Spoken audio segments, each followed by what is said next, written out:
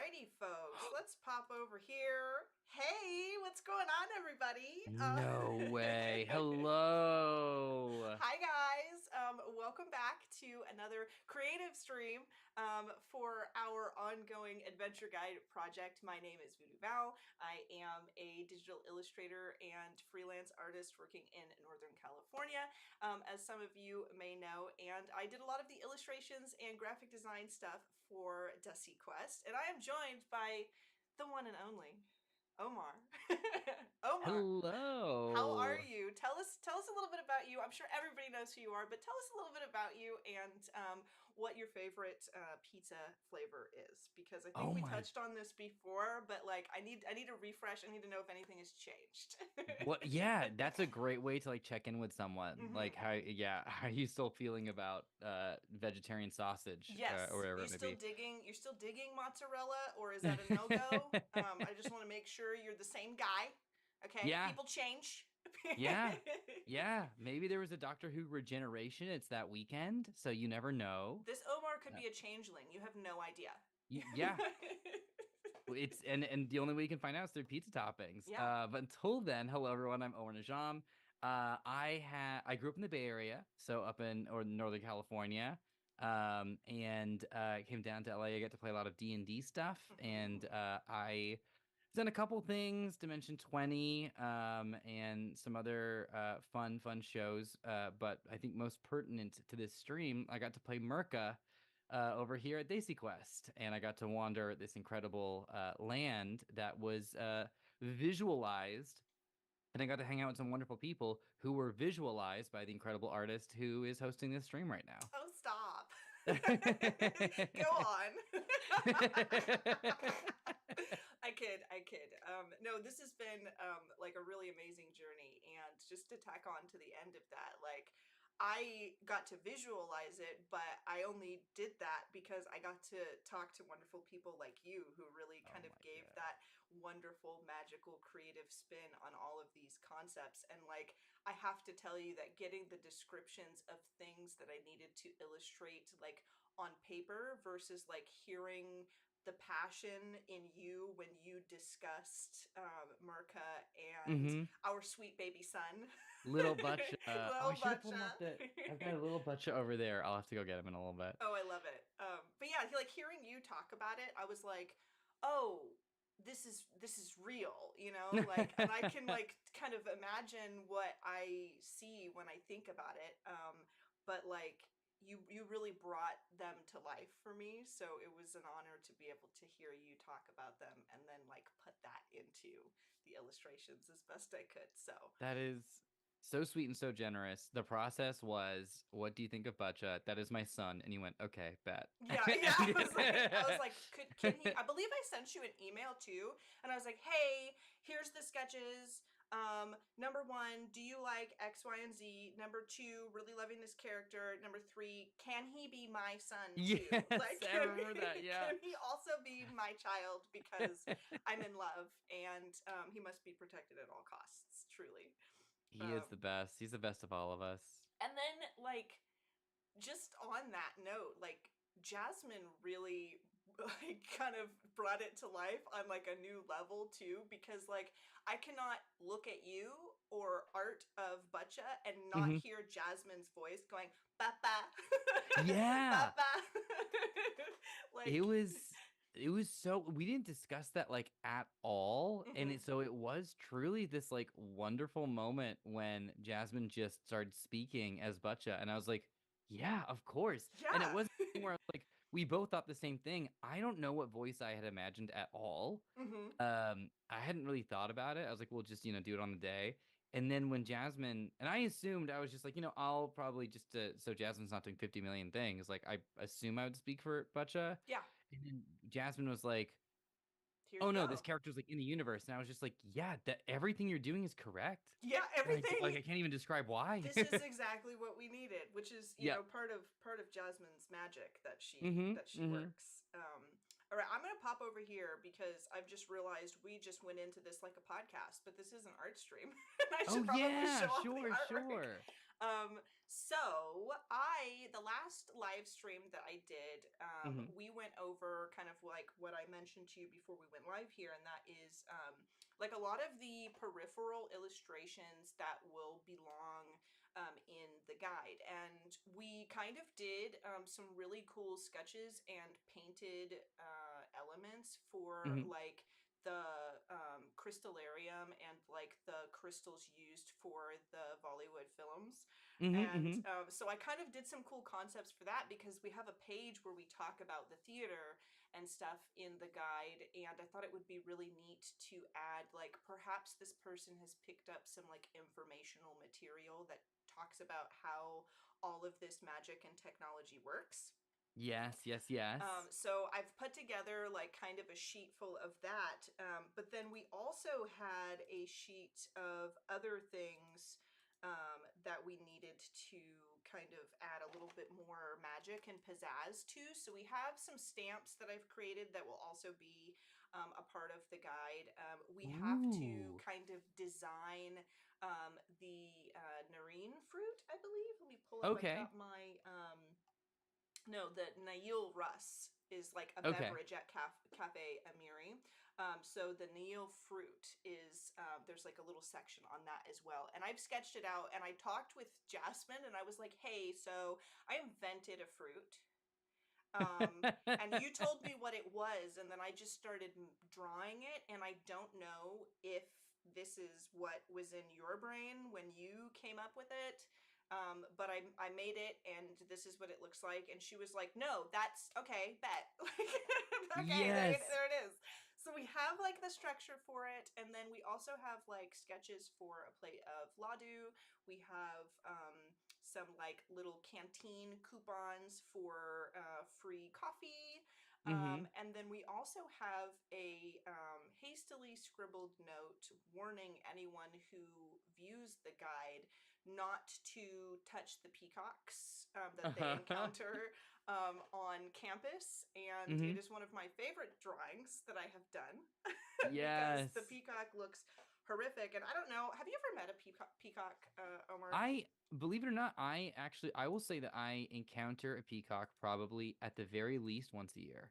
I trust them very little. I also have met peacocks. In Northern California, it is not uncommon. I would say that it's not uncommon. It is rare, but it does occur where Hmm. there's a lot of orchards in Northern California, which you Yep. probably know. Um, and some people in my neck of the woods where I grew up, they raised peacocks in the Sure, orchard. sure. So you would be walking down the street, and there would be a turkey, a very unruly rooster, and then a Hmm. peacock. And let me tell you, the peacocks were the ones I strayed away from most often because Hmm. they don't have any manners. They're so pretty, they don't need manners, I Yeah. guess. They are like when someone builds a prince that's just like this like sort of like thin, slender prince who Mhm. what's it? There's a description I want to say the first Game of Thrones book where it's like a sword a sword completely unblemished by any battle or something like that. Yes. That's what peacocks are, and you're just like, I don't think you realize how much trouble you could start. Yeah. That's their vibe. Yes. Yes. 100%. And they also, if you've never heard a peacock, well, you honestly, people have probably heard peacocks, but don't know Yes. that it was the peacock sound. They thought that someone was just screaming in the woods. Yeah, just yelling. Because it is kind of a yell, Yeah. and or shout. And so I think that I hate really to destroy the magic and the wonder anybody might have been feeling about peacocks up to this point. But I like the illustrator or the owner of the adventure guide must also warn you to approach peacocks with caution Yes, yes, yes. and I prepare love to that vacate.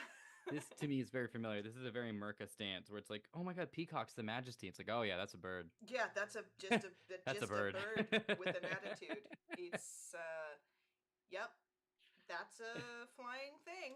There it is. I will say when peacocks fly, it is it's gorgeous, but it's also very unusual. Yeah, it Like, just doesn't look like it's supposed to be yeah, flying. it's almost to the point where like you can run this test where you talk to five people about peacocks, and at least one of the five people will be like, I don't think they fly. Mm-hmm. I think it's Mm-hmm. kind of a penguin situation. Mm-hmm. And they're little dragons when they fly. Yeah. I've never seen one flap. They're just somehow in the air Mm-hmm. and then just gliding. It's the strangest.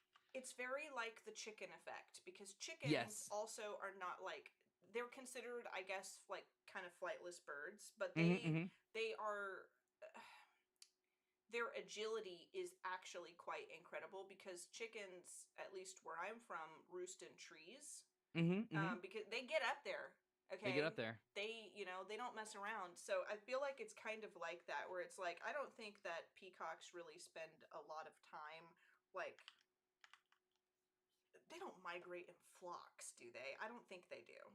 I don't, I if they do, we are being robbed of getting to like that's one of like those nature things that I yeah, feel like we should be like the David annual. Attenborough, like, Yeah.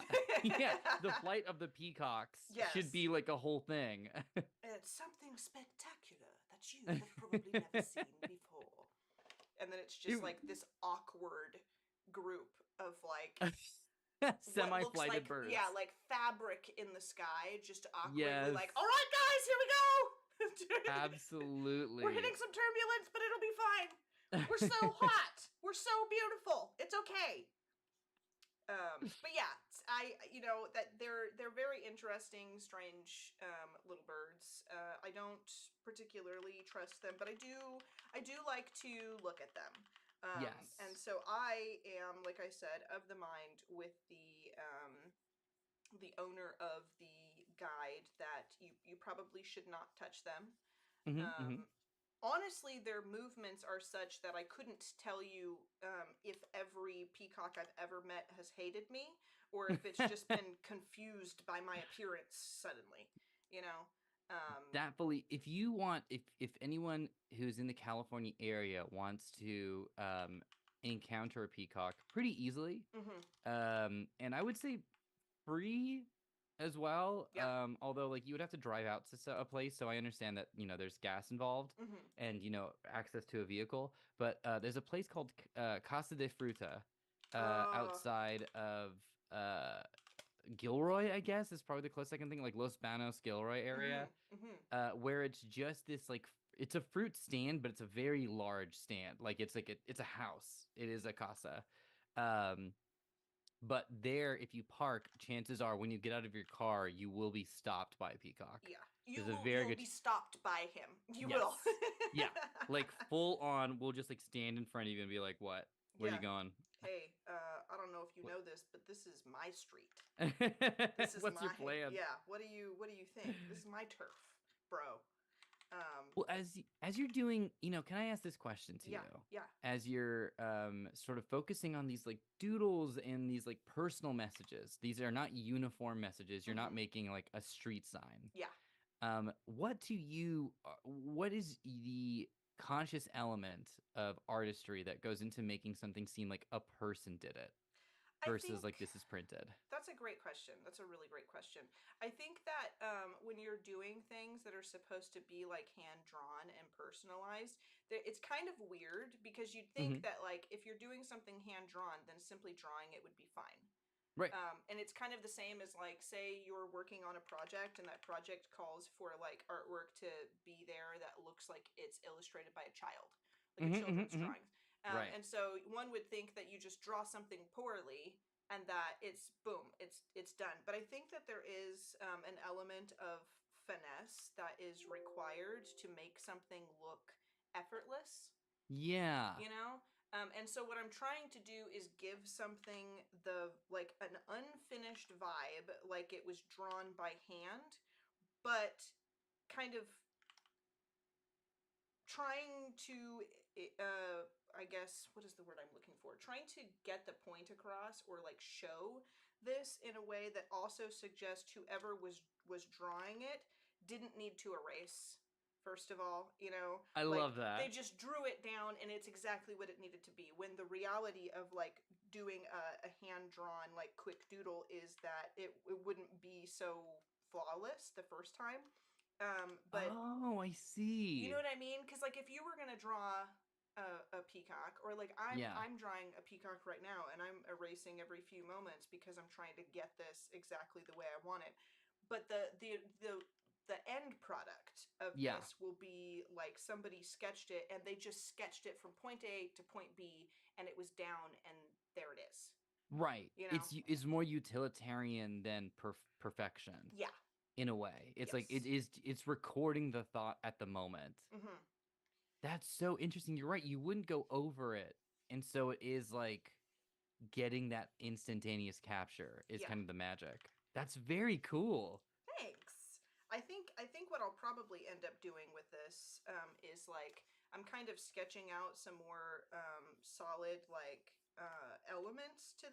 this, and I'm probably gonna end up going over it like once more to like really make it perfect, Great. and then it'll be done. And my goal with that, to give a little bit of insight into like kind of how that works, is that I would be whereas here, like my current sketch looks very like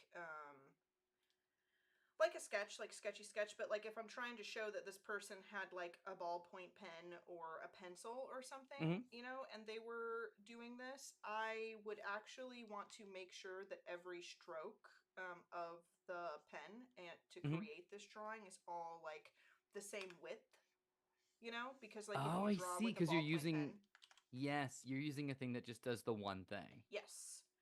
So I'm trying not to make it like I am using a Photoshop brush that has that level of control over the touch sensitivity and stuff. So I'll probably choose like a very textured kind of charcoal brush. I was thinking about this one that I'm using, but I think it might end up being um, just what I'm using to sketch. And then I think, oh, I've just switched the mode to clear by accident. And then I will choose something that's a little more uniform all the way around to kind of Right. finalize this. And I'm trying to also like kind of give like what makes a peacock a peacock. Obviously the feathers, you Hmm. know. The feathers are a pretty defining feature. The little hair fronds, it's a hairdo to me.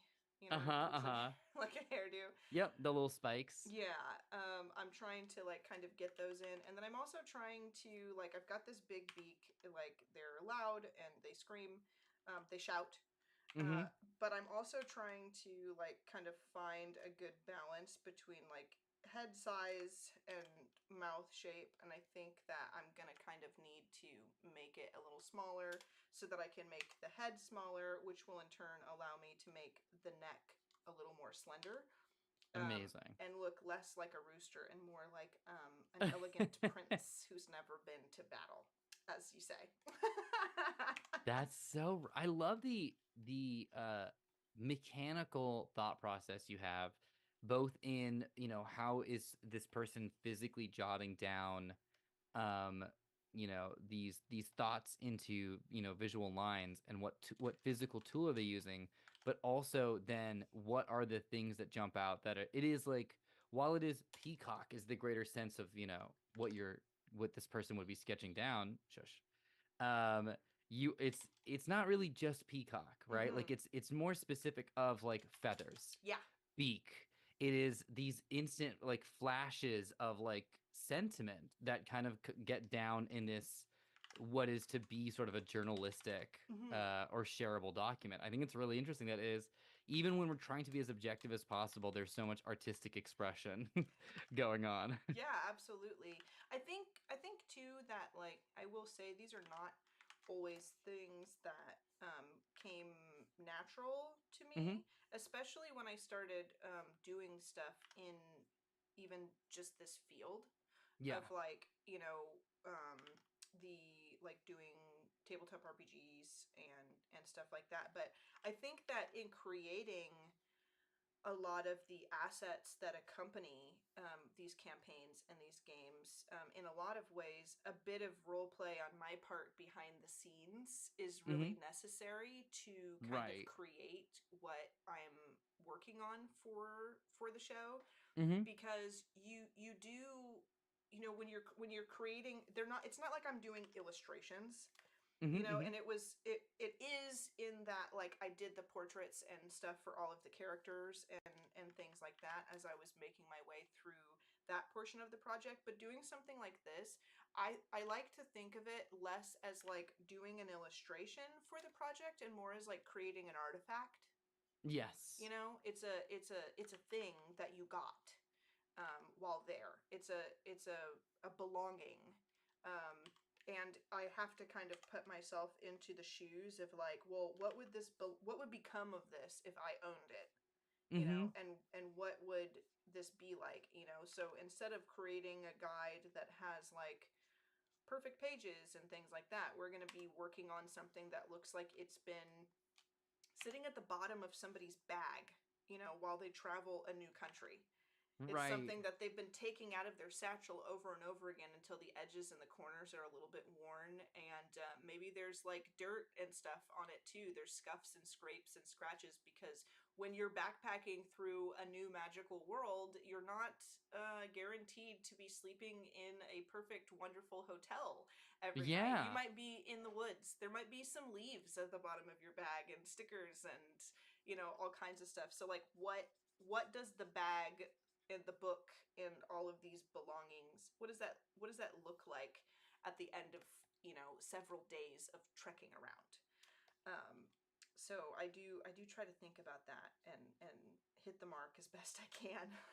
That is so righteous. That is so fun to think through because then you're going on that journey. Hmm. Like you're building out that like step by step, like the adventure of the book itself. Of like, Yes. then I went into the bag and then I had to like, fight a dirt clod. Yeah, it's just like, I got this, super cool coupon thing, from one place that I had like a really great experience at, and it was a great memory to have, but now it's also stained with some of the berries that I gathered on my walk from the strange Right. little, hovel I constructed in the woods, because there's no town for several days. So I've been making my own structures along the way, depending on how much that traveler really is looking to rough it out there.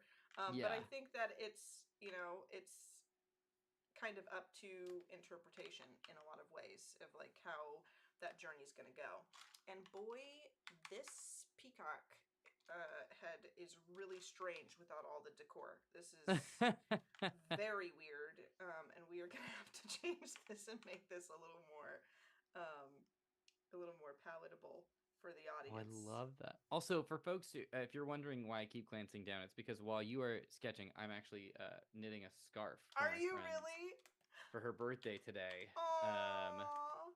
so that is, if you see me constantly just glancing down and checking something concernedly, it's because I'm I'm worried that I'm I love the this needle though. slipping. This is like a true creativity sesh, This is some body doubling at its finest. Yes.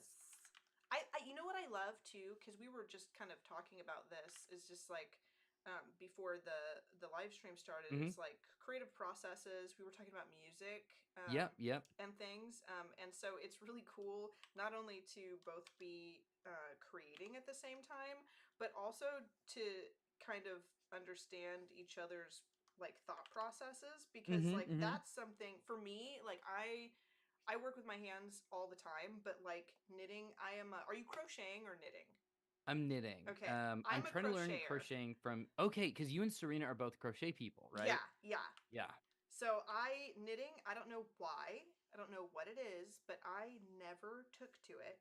Hmm. And I'm not exactly sure why that is, but I've seen people who knit and they're like you, like they're doing something at the same time as they're knitting. They're talking, they're, having a conversation and doing stuff. And like for me, I have to stare at my crochet hook the whole time and I like be doing see. my thing.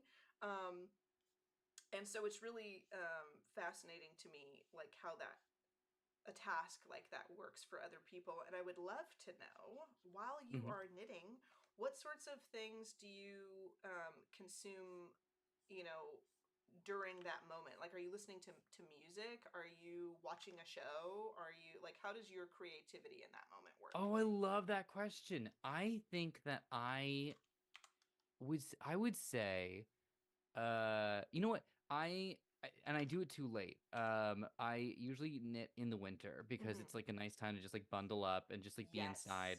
The thing is, Yes. I'm slow at knitting, Mm-hmm. so by the time I'm done, it's spring. And so all these like scarves and stuff that I make are kind of like too little too late.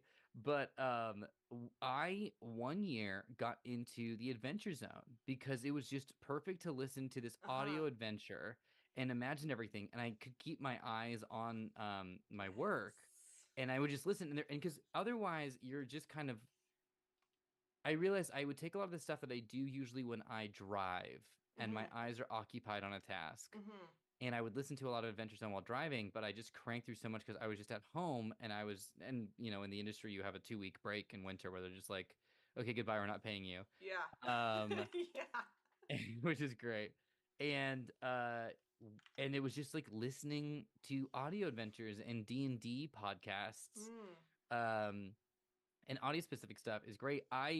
Tried a couple times to throw in a nature documentary, but Mm-hmm. you just hear the dramatic music and, like you said, David Attenborough, Mm-hmm. and you're just like, I have to look I up. need to Like see I the have to see what's bugs. happening. You know, like Yes. I need to see the weird deep sea fish. You can't just tell me Yes. about it. Like David Attenborough, you sound fascinated. His tone of voice never ceases to like make me be like, you know what? This is the most incredible thing I've ever seen. And then to Yeah. not see it. Yeah.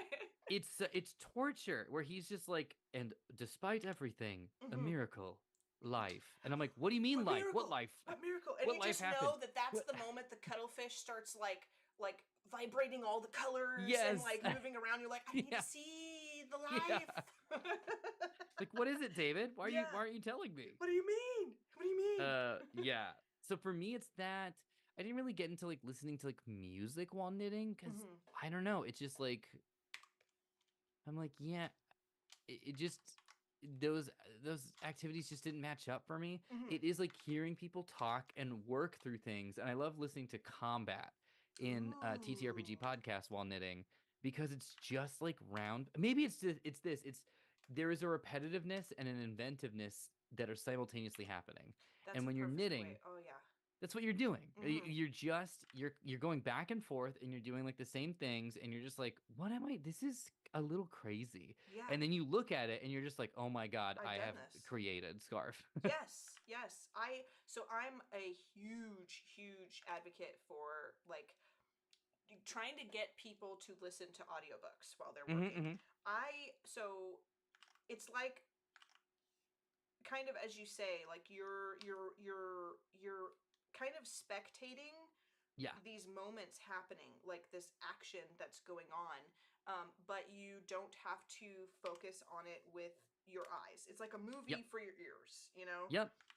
And I have listened to in the last few years, I think my Audible library, I think I've completed like something like 350 audiobooks, like just like Yes. trucking through a series like all the time.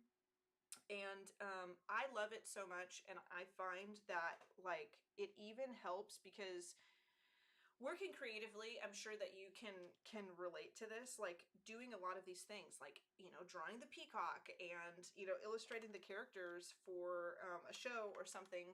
Hmm. It's an incredible job to get to do, but every once in a while you start to be like, oh, this is my job, you know, Yeah. like you're like, Yeah. I love it, I love what I'm doing, but like it's not what a lot of people think, and that is that like every day I wake up and I have no worries because I'm gonna Hmm. draw pictures and pretend to be a magical man. Like Yep. it's not always like that, you know. You gotta there's a lot of moments of joy and just like incredulity that I get to do this, but then sometimes, you know, I feel like I am a little lost, Hmm. or I'm not looking forward to certain parts of the process. And the way that I combat that is I don't show up to work, I show up to listen to my book. you Oh know? my God, that's so good. I get so into a new series, like loving what I'm listening to, that like I'm not there like dragging my feet on a project where I'm like, oh my gosh, like I have to do this, I have to finish this or whatever. I'm there to listen to my book, and I get so invested and so into what I'm listening to that like the creativity just kind of flows second nature, and I'm trucking through an illustration, and before I know it, as you said, before you know it, scarf. Yeah. Like you're just kind of moving through this task, and then that if you can't find the like that powerful motivation and that powerful drive to like get the work done, lose yourself in an adventure you don't have to look at, and get that experience and that like, oh my gosh, like incredible feeling from that piece of fiction you're consuming, and then the rest kind of just shows up. Is that, if that makes sense? That's how it works for me. Well, I think, if I think that's such a good idea, and I think that's such a good way to approach it and think about it. And I would venture, if anyone's a little confused as to like exactly what this means, and tell me if I'm off on this, but Mm-hmm. like in the morning when I go, if I have to go into an office or if I have to jump on a call, Mm-hmm. for work, because when I don't get to play D&D stuff, I am taking notes Mm-hmm. incessantly for in television rooms, Yep. that like in the morning, like I'm like I work at like technically my work in my mind starts at around 11, maybe Mm-hmm. 11:30, Mm-hmm. because whenever I get in at like 9, that's coffee time. And I'm Yeah. technically still doing stuff. Like I'm still alert, I'm still doing things, everyone's catching up, we're like getting the room ready, and maybe we'll start talking and I am taking notes. But as long as I have my morning coffee, it's not work time, it's coffee time, Yes. and I'm there and work is getting done. But the Mm-hmm. whole purpose of these 2 hours is donuts and coffee. And I Yes. never really thought about it. You're right. Like if you're showing up to a thing to do the thing you enjoy, Mm-hmm. or I shouldn't say that, because I'm very grateful to do the work that I get to do. Mm-hmm. But like that stuff that is strictly dopamine. Yeah, yeah, Like, yeah. The parts of the process that you're like, oh yeah, like this is it right here. Like yeah. it's not always those parts, so you have to Yeah. learn to appreciate the other parts differently. You know? I love that, where you're just like, work will get done. I am here. Because I think also, like, in exercising, and I mean, look at me, I'm clearly not like a big workout gym advocate, Hey, but me too. like, but the idea, like, I know so many people who started going on ellipticals and treadmills and exercise bikes to watch through Lost. Oh Specifically the show Lost. my They would just go like, god. it is my lost time, and then they would, for 47 minutes or whatever, exercise, but they didn't think of it as exercise time. It was Because lost time. it's lost time. I was doing that and playing Stardew Valley. Like I have a little exercise bike, Mm-hmm. and I put it in front of my TV and dock my Switch, and then play. And like I can only play Stardew if I'm on the bike, and so I'm That like is pedaling and like doing my thing. amazing. And I'm trying. I started. I fell off the wagon a little bit, but I would say, like, I know that this isn't like a fitness show, but I think that it is important to say, while we are on the topic, that like if you are doing this sort of thing, like if you're Yeah. watching this because you love to play TTRPGs, or if you're watching this because you're a creative and you're Mm-hmm. interested in the process of how they come together because you want to do this, those are both interests, professionally and personally, that lead Yes. to long periods of time sitting down. Yeah. And when I was like 18, 19, people were like, don't forget that you should get up and move your body and do these things when you're playing video games all the time, or you're working on, you're writing all the time, or you're drawing all the time. Yeah. And I don't know, my brain was just like, I'm gonna be young forever. What do you mean? My skeleton is gonna feel great at all times for the rest of my Yeah. life. And now I'm 30, 31, and if I sit in the same position for 15 minutes, I can feel it in my shoulders. Like, Yeah. don't like take breaks throughout your process, rather you're gaming or illustrating or writing or whatever it is that you do in your day to day. I don't think that it's necessary for everybody to, like, hit the gym and do that. Mm-hmm. Doesn't work for everybody. But it's always great to be mindful of how often you sit down for Yeah. one space of time. And like you said, like, I would not consider myself somebody who's in incredible shape, but I do try to play Stardew Valley on the bike or go out and catch some Pokemon in Pokemon Go, Yes. get a little fresh air and do what I can. And I'm not always the best at keeping up on that, but it is good for the creative soul. It It truly is is. an extreme. I'm gonna jump on with an extreme example of that, Mm-hmm. and then jump onto the very positive thing that you just said, which I love. But like the extreme example is Frank Miller, Mm-hmm. a very and I'm not here to agree with any of his stances or things he said in the past, but Frank Miller uh has a lean in his back and his shoulder because he was just Mm. over the drafting table. Oh And I think it man. was, I mean, he's done a lot, but I think it was around the time of him doing Sin City that Mm-hmm. his body just biologically like changed shape a little bit. Oh And man. it's just a thing where his back is just like oriented a little bit differently, from the muscular stress of doing the thing he did, which was leaning over a table and drawing for 8 hours a day, 10 hours a Mm-hmm. day, maybe 7 days a week. Yeah. And so yeah, but a thing I love, so you can look up into that if you're interested. Yeah, But a absolutely. thing Yeah. that I love that you said just now that I think that like if you're trying to kick a bad habit, it sometimes is a little discouraging when you have to keep doing it. And I think that's a Mm-hmm. separate conversation. What I will say is good habits, even if it's the same good habit, it always feels good to start it. Yep. And if you fall off and you're just like, God, I haven't exercised, simple exercise in like 6 weeks, it's like, well, got great news for you, bud. You get to start tomorrow. Yeah. Like Yes. it's just a Yes. good feeling. Come into it with a good feeling where you're like, I haven't written creative, writing, just free writing in a long time. Okay. Well, you get to start it tomorrow. Like Yeah, this you thing could that you do it enjoy doing, the again. thing that your body likes. Great. I think it has something to do with, like, for me, it's like social media has been a thing that has, like, brought me so much success and so much, like, attention Hmm. on my work and stuff, and I don't know how I would be doing my current job without it. But it also, when you're trying to do something new or trying to learn something new, rather that's like, learning how to draw or doing creative writing or, getting on a new exercise regimen, it's possible, I think, to, like, look at other people's journey into doing that thing and start to feel like what you're putting into your experiences is like not enough.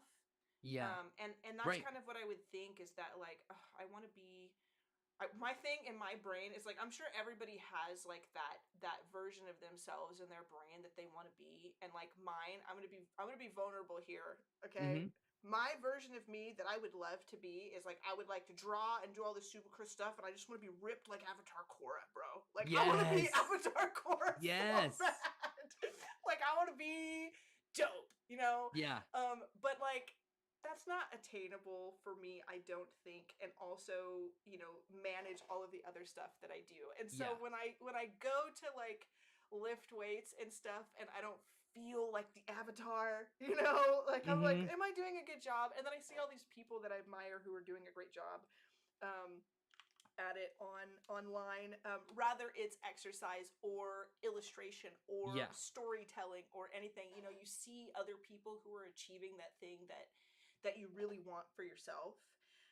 It's really easy to start thinking, like, maybe it's not worth it for you to continue what you're doing, or maybe it's Yeah. it's useless to put in the effort you've been putting in, because other people's journey feels or looks from afar like it's coming along so much better than yours. Yeah. And I fall into that trap. But the truth is, you never really know how people are going in that journey. You don't know if that Instagram video of the sketch that they posted is the 30-second in a stream of like 50 takes that they did, you know, Yeah. and it looks effortless that they did it, but really it was like monumentally difficult, and it looks good for social media, Yeah. but maybe they had the same difficulty putting that project together as you do putting together yours. You don't know. 100%. I stopped doing vlogs forever ago. Mm-hmm. as as I lean in my rocking chair on my front porch and drift Back in off my into the day. sunset. I'm kidding. I'm kidding. No, it feels that way. As someone who used to work at Machinima, it feels that way. Oh But my goodness. Can I just say that I love you? Can I just thank you. Thank you. I need it in this twilight era of my life. But it's I stopped doing vlogs because it did feel disingenuous Mhm. in some regard. It's an interesting someone trying to get Interesting inside. sound. If they buzz again, then I will maybe have to go downstairs and answer a door. We'll see what happens. Okay. But No worries. um what was I gonna say? Oh, but it just felt a little disingenuous where I was like, I'm okay. I'll go downstairs and see what's going on. I'll All be right right. back, and then I'll tell you this amazing thought. No I'll be right problem. back. Okay, bye. While we wait for Omar, I am going to kind of do a little recap of how I'm illustrating this peacock for our little corner sketch. And I thought, you know, that it might be really fun to kind of make it like, I think we want it peacock adjacent, to be perfectly frank. I think we want it peacock adjacent. I don't think we want it like perfectly peacock, because it is supposed to be somebody's like idea of a peacock, somebody's drawing of a peacock, and that does not necessarily mean that it is going to be perfect. You know, like this person has seen a peacock clearly. They have met an unsavory peacock, obviously, but that doesn't necessarily mean that they are adept at drawing one perfectly. And I think that I could draw a great peacock, given the time, and proper reference, which I do have up, actually. I am looking at some pictures of peacocks, but I'm trying to think of like, what are the most like important parts of a peacock that someone who is fearful of them would recognize, and think of when they sketch one. And so I'm thinking that this person probably is mainly thinking of the iconic feathers. You know, they're probably thinking of the little headstocks, like I have, and they're also probably thinking of the beak, which is probably the fearful portion that they encountered when they met a peacock. And I think that this gets the point across. You know, it doesn't have to be like, here is a perfectly anatomically correct um, visual rendition of this animal. I think that if we're doing, you know, a drawing by somebody who happened to meet one, that this is something that would be acceptable. So I'm gonna go ahead and like be satisfied kind of with this, and it'll be at the corner of the page, you know. So I'm just kind of trying to build it towards the edge, because we are going to kind of have it in this sort of position when it does appear in the guide.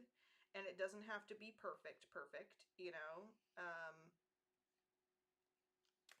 But I think that this is, I think this is good. I think this is a great little personalized tidbit for our book. Let's go ahead and turn that off. So if somebody, yeah, if somebody was like drawing this little guy, I think this looks, should we do, I mean, we could do this. We could, we could do it. I don't know if we want to do it. We could try to do it. I'm not sure. But it would be kind of funny to have the little like vein popping out of the side of its head. And maybe we will kind of block these in a little bit better. Actually, I'm going to turn my smoothing off. I turned my smoothing up so that I could kind of do some of those larger swirls, but I don't think we need it anymore. So I'm going to kind of do something like this. Let's do a little scribble, scribble, scribble, so that it kind of looks like this person actually scribbled these in with a pen. I think this is cool. And I kind of want to add some other personalized portions like this, where it's like somebody colored it in with a pen. So I'm gonna kind of like, let's put the tongue there. And then color it in as if somebody used the pen. So it's not like, oh, this is clearly, you know, like I paint bucketed in some color. We want this to look like someone drew it. So it's like a ballpoint pen, kind of, you know. I think that works.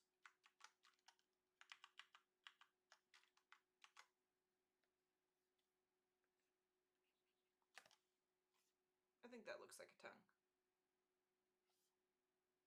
We'll come back to that. We'll come back. I think that like having some little scribbles right here, and maybe having some little scribbles along the back here would also work, you know, like somebody sketched it. I was doing some interesting little scribbles there too, but I think they need to be like scribbles. And then here as well, like somebody drew this. And I like him a lot. Like zooming out, I think maybe the tongue needs to go back. Let me add, actually, deselect. Let's kind of put the tongue back towards the back of the mouth. I think would be better.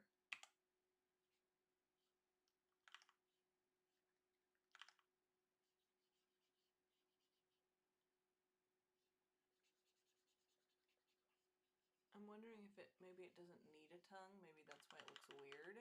Or maybe I don't need to do a tongue. Maybe I just need to do like throat.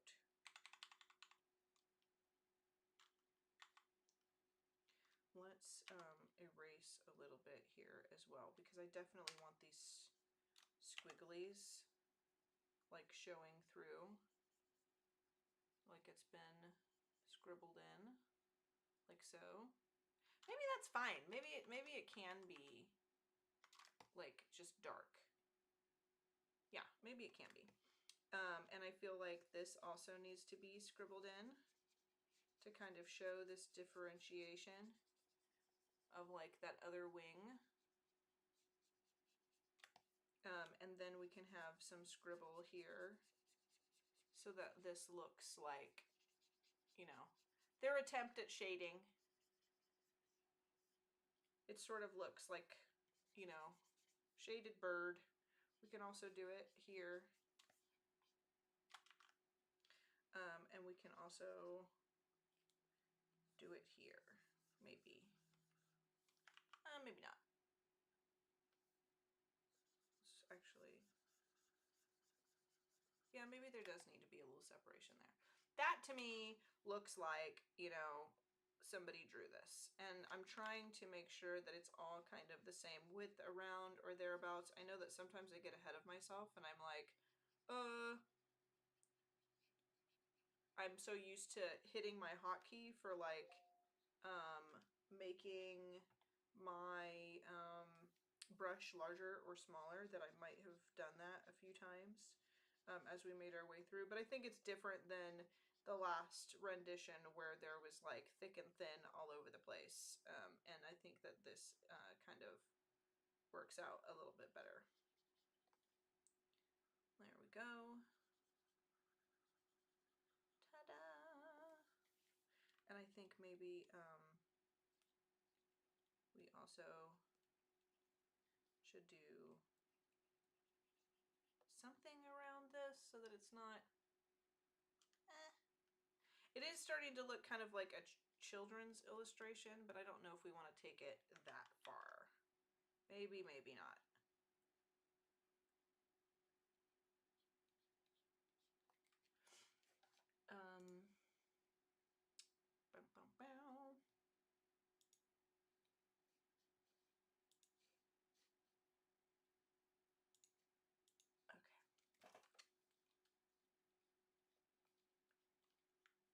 sure how I feel about those. But we could always come back to this. It doesn't have to be, you know, only that. This could be interesting.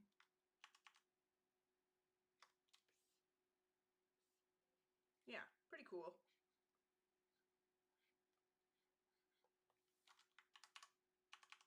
He looks really upset. He looks very angry, which is very peacock-esque, in my opinion.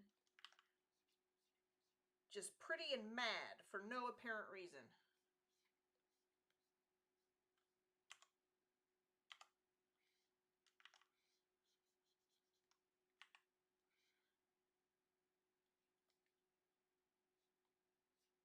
Boom. Okay. I am super good with that. In fact, we can make that a little larger if we want, so we can really see it. Don't touch the peacocks is what that will say next to it, and I'm pretty stoked. Honestly, I think the last thing that it kind of does need is maybe these larger portions are not as good for it as I thought. And I think maybe it does need to be like lines, because I don't think a person would make all of those like thick lines unless they were drawing a portion of the bird. So like just little sketchy lines I think works. Let's do out of the lines here too, because that makes sense to me that like they would maybe go out of the lines for a lot of these things.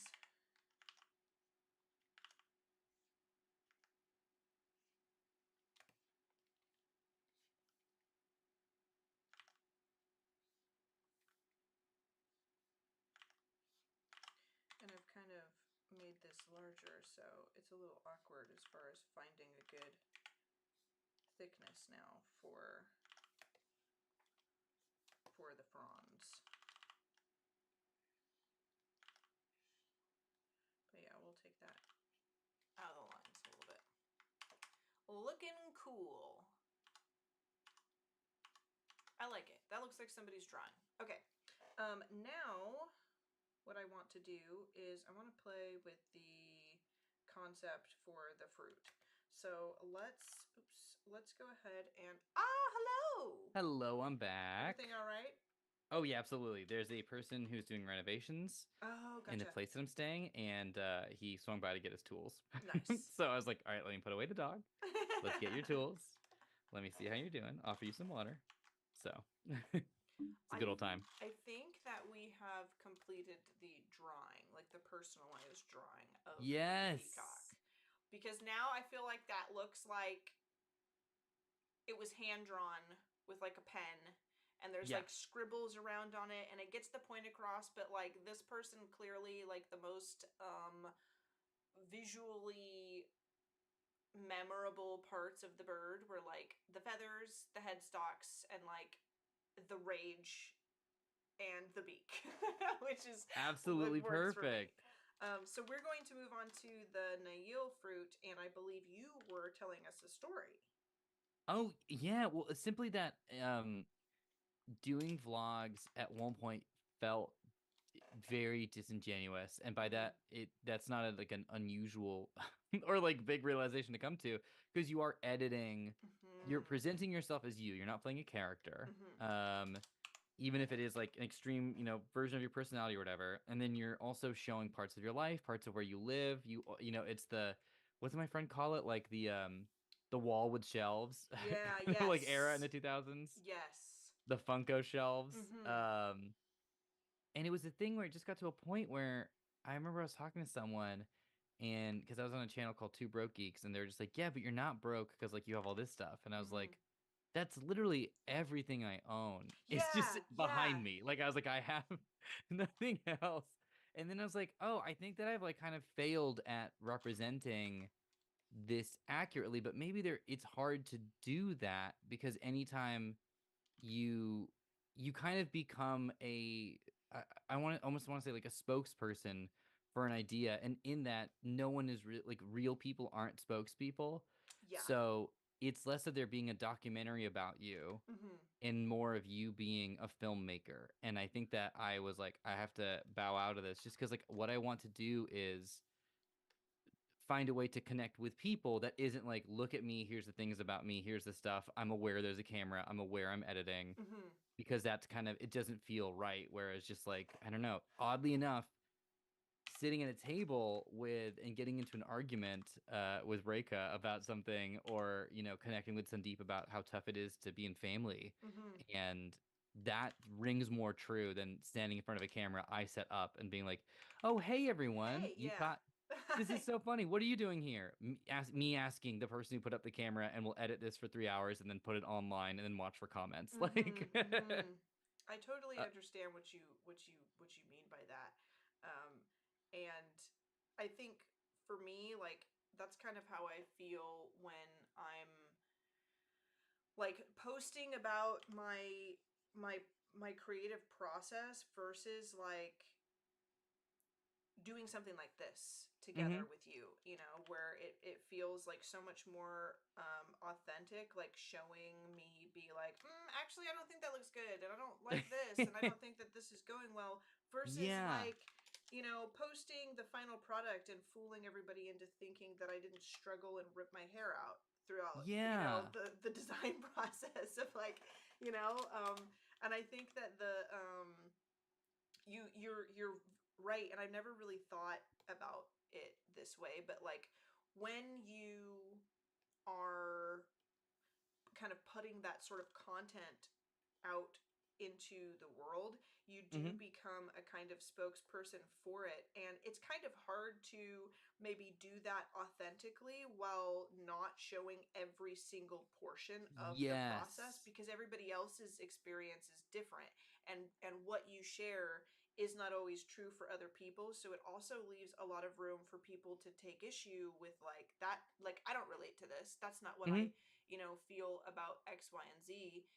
And I feel like I the same can be said for like creative process, because sometimes I'll be like, yeah, so this is how I do it, and people are like, why did you use that tool? Why did you do this? And I can't say in the graphic I posted on Instagram, like, I chose to use the polygonal lasso tool for this portion of the project, mainly because I just don't like the other way. I don't Right. feel like it. Right. It's hard to be, you know, precise and like show all of the things that's going to make people you can't predict understand your meaning. Yeah. And so doing it candidly maybe is the easier way to like get that creative vision across. Yeah. So I like It's that. so funny. It's so interesting. I was talking to friend of the show, Dale Kingsmill, Hmm. about TV writing. She asked such a good question, and it's a very straightforward question, but she was just like, how does it happen? Like, how do you have an idea and then how do you turn that into an episode? Hmm. And it was so, and the way that she asked it with that candid nature, it was so great because it allowed me to like answer accurately, Hmm. versus like you're like, well, you go through these steps and stuff. And I was like, it's honestly a bunch of people in a room tossing out ideas and moving cards. Yeah. And anything more than that, you get too specific for a specific situation. Yes. Like it really is just, if you want to know like how this stuff happens, like how you get, and then it gets re-edited in post and the editors fix everything. Hmm. But as also is the case on DesiQuest. Hmm. But it's like a thing where it is just, it's sweat. It's like, we were talking about working out. Hmm. There are like, people are just like the gym photos that you take after a workout or whatever, and you're like, Yeah. You're that's the pumped moment up. after. Yeah, Yeah. you're all pumped up, you got like the gym muscles, and you take that picture in front of the mirror. That's the moment after. That's not the workout. The workout is your face looking horrified as you're like lifting a weight or running. You're covered in sweat. It's the most You're not unattractive comfortable. I have ever looked in Yes. my Yeah. life. Yeah. Yes, yes. And the irony of it, and we can appreciate the irony of it, where it's like, and that leads to what a lot of people, especially, in American society and Hmm. contemporary American society, feel is the most attractive you could be, which is, I am someone who works out. And Hmm. Hmm. commentary aside of what that can mean and certain ableist perspectives of it, Hmm. that like, it's funny because it's like, yeah, but the thing you did moments before that is when you feel your most vulnerable and unattractive, or you're like Yeah. panting and you're like, I can't. Yeah. Oh, Like, no more. No more. How many episodes of Lost can I get through? Which, Yeah. by the way, just as an aside, I think Lost is probably one of the more incredible shows that you can watch. And my instant thought when you mentioned that it was specifically Lost, where people Hmm. like were what people were watching, is because like if you think about it, The Walking Dead would also be a good one because it's normal people who are not in the best shape of their life being ambushed by the sudden, absolute, total, and complete need to be physically capable. You're so right. You know, like it's regular people who are like suddenly like you have to survive, and like maybe when you exercise while you're consuming that media, you're like they're with you. Like Oh, I don't that's feel, I don't feel interesting. like I'm a bodybuilder. I don't feel like I'm an Instagram model girl, Hmm. and neither do all the people I'm watching right now. These are regular dudes. This is a guy who delivered pizza. This is a Yep. lady who was a housewife. This is somebody who made his money like selling TVs he Yeah. acquired. Like this is and for people from all walks of life, no matter what, who were not in the even the cops weren't, like Rick was Yeah. not in the greatest shape of his life. You're All of this stuff. so right. It's because I there's a moment that I think about often where it's I forget I want to say it's season three. I might Hmm. be wrong, maybe it's season two. Um, but Walking Dead, like, I could probably tell you because The Walking Dead is my rewatch show when I don't oh want to great. listen to audiobooks and I need something on my other Oh, monitor. So then yeah. you there's a chance you'll know the exact episode then. They're in the prison. Hmm. Hmm. Um, and Michonne is doing those sit-ups that you do when you're on like the flying V sit-ups or whatever they're Yeah. called. And I And was it's like, get it, just girl. and she's just doing it, and that inspired me so hard. And not because it was like, oh, look how like attractive or whatever. It was just like she was listening to the sounds of like zombies Hmm. quietly rustling outside and was just like, I have to stay ready. I have to be And here and yeah, in the present and be prepared. and she's not in Yes. gym clothes. There's no lighting that's like bouncing. That's like you're not sculpting with light Hmm. where you want to show off like how, muscular an actor might be. It was just people were having a serious conversation. I forget what but it was probably about like we need to move everybody. This Yeah. isn't safe. Yeah, yeah, And yeah. then she's just on the ground, just like exercising her core. And I was like, yeah, that makes sense. Yeah, yeah, and it's like maybe that's what we need to be watching. Like we don't need the like look at the people who were doing the very best of all of us and look the coolest. Like Yeah. maybe we need to relate to something. I think that's the Yes. most successful kind of content that it like explains is like content that is relatable. And you know what, zombies are not real, and I think all of those people probably would have perished a lot sooner, because it's a Hmm. TV show. But like the just like the act of like watching other people struggle. Like Glenn was not a runner. No. He was not a runner, but he made it, like he Hmm. survived. He ran. And I was like, maybe I need to watch that while I'm Yeah. on the treadmill because I don't look like, everybody on the internet, but I look like Glenn when I run for the first time through the city streets, terrified for my life, praying that some good Samaritan will be like, "Hey, over here." you Yeah. know?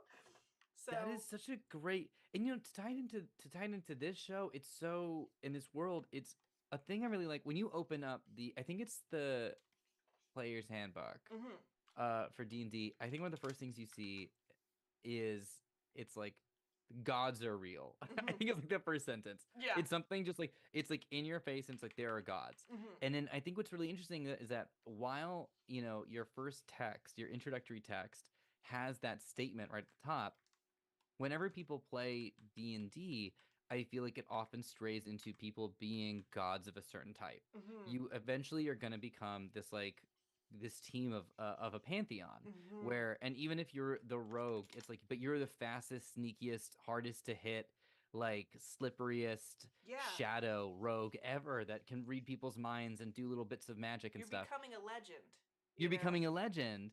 And what I love about everything Jasmine runs is that she keeps it grounded in the human experience. And Mhm. in this show, I think it was so great because it was and it was so fun to play an artificer in this world because it was like, yeah, I know a bunch of you can do incredible things. There are actual gods. Mm-hmm. Like, great. No matter how big you get, you're gonna hit the ceiling, and when you look up through the skylight, you're gonna see people with real power. Deities. Yeah, Yes, like not full you, deities. bro. Yeah. Yes. Like, and I think the ending, because we can talk about this now. I'm not going to spoil anything, but we can, touch on it because the Mm-hmm. show is wrapped, and you can watch all of it over at Mm-hmm. DesiQuest.com or patreon.com/DesiQuest. But that the ending was this uh, non-human entity Mm-hmm.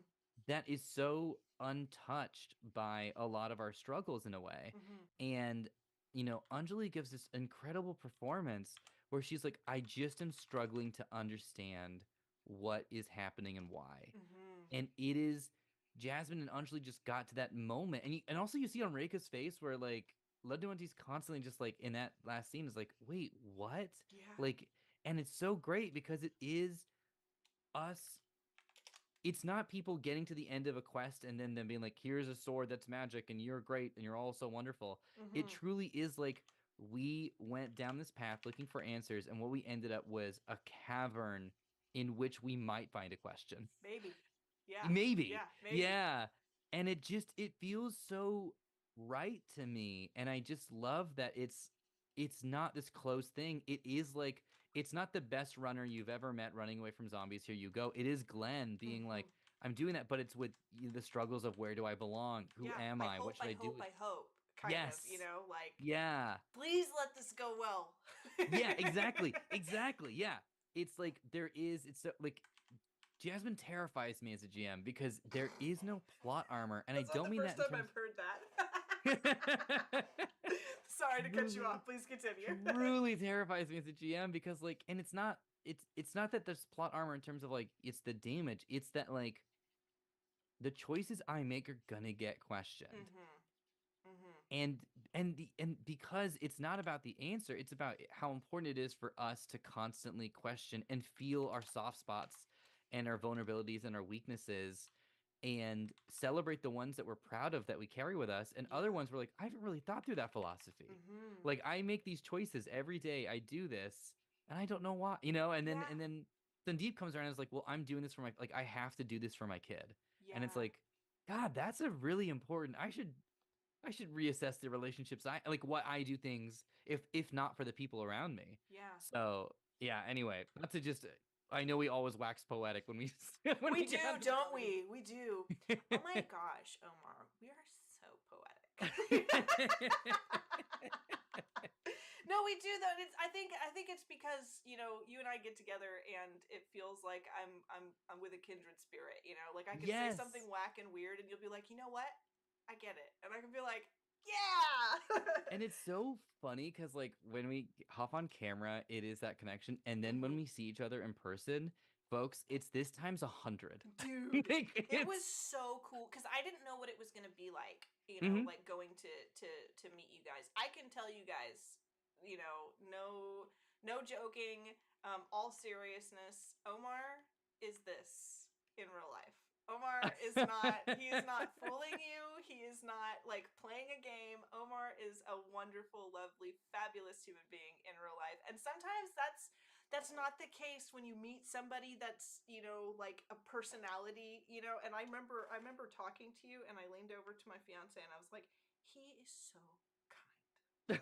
This is crazy to me. This is so awesome, and I felt like I was among family, when I got Yeah. to hang out with you guys. So I'm First of all, I'm so glad to hear that. Also, I remember like us like nerding out about Reiko, which is so funny because yes. she is painfully immune to acknowledging who she is in the world. And it's probably a weird thing to say about someone that we know, but Hmm. it's just a thing where like it's like, oh man, I want to say hi to Reika, but like I don't know how. And I'm just like, Yeah. yeah, I feel the same way every single time. And I talk to her and she's like, what are you talking about? Don't be a psycho. I'm garbage. Yeah, every day. Oh my gosh, she did that to me. Like, because Like, I was so nervous to meet her. There was a lot of people. I was nervous to meet all of you guys, really, hmm because like I was just like, okay, now we're going to the place with the famous people. What do I do? Hello, I drew for the show. I don't know if you know me. I don't know why I'm a goblin voiced person when I It's think those great. It's like a thoughts. goblin in a suit, like, or Yeah. like I'll Three take an goblins order. in a suit, Oh no, we really. carry the food on trays around, sir. Yes. I see. I'll take a tray. No, Mhm. you don't take the tray, You sir. don't, okay. Don't eat the napkin. Don't, that's not. Another. The Yeah, we're cup bringing is them not out. edible.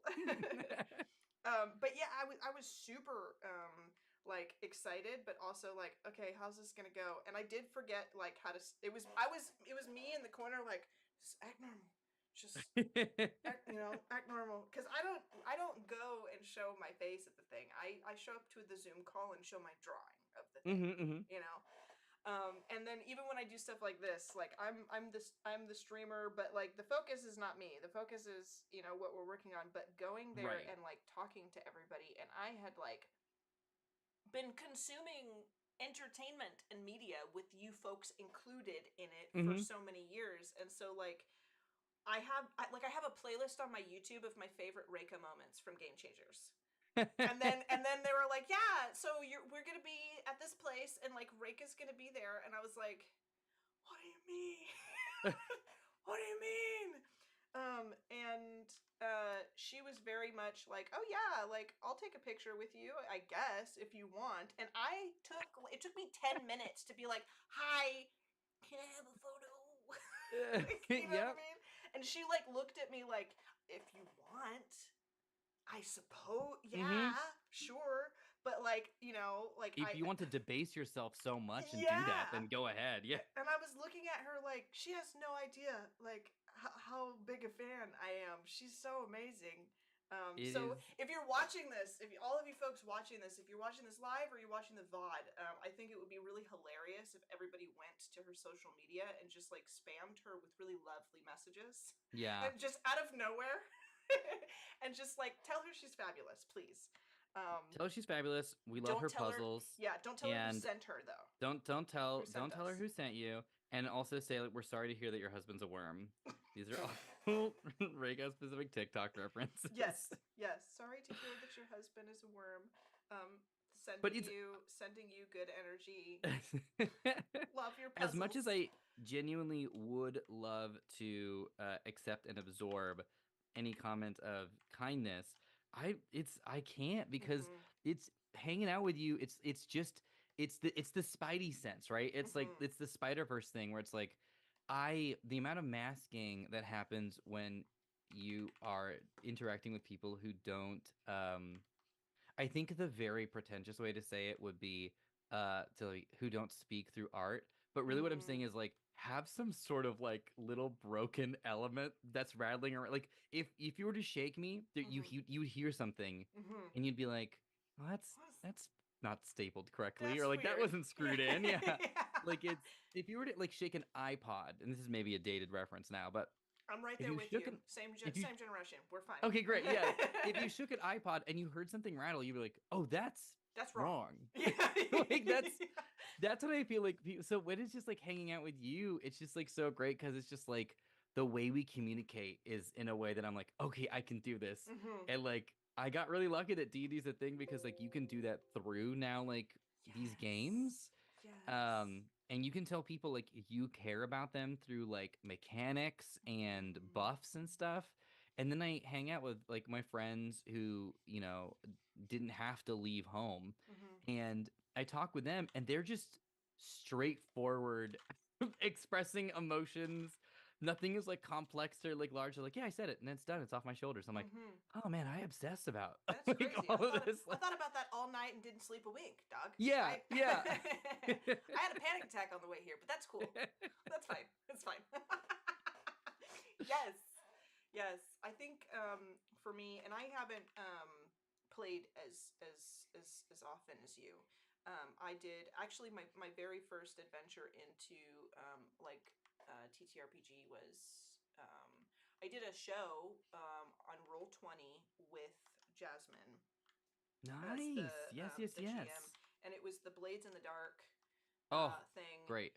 And I remember, and this is just like another kind of peek into the incredible person that Jasmine is. And she messaged me. She was like, "Hey, I want you to play this game," and I was like, "I've never done that." I was like, I don't know what you're talking about. She's like, "You're funny," and I was like, I don't know.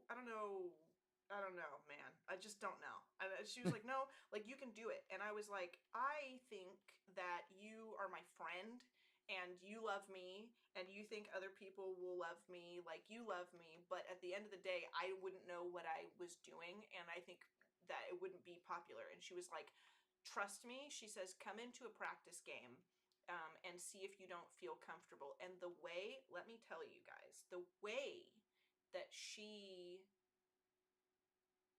performs her craft. Mm-hmm. I felt like I had been playing the game for years. The way that she takes It's just care of people of varying like familiarity with yeah. role playing games.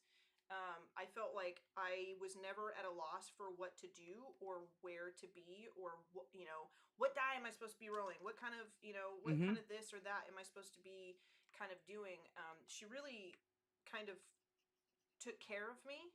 And I don't think that it was like I wasn't terrified to be there Mm-hmm. at all. And then it was like, yeah, you're gonna do this. You could do this. You're gonna do Mm-hmm. this.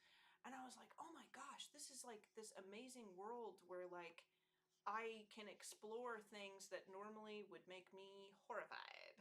To you know what I mean? Yeah. Like I can communicate in ways that are new and unique to me, but that feel natural.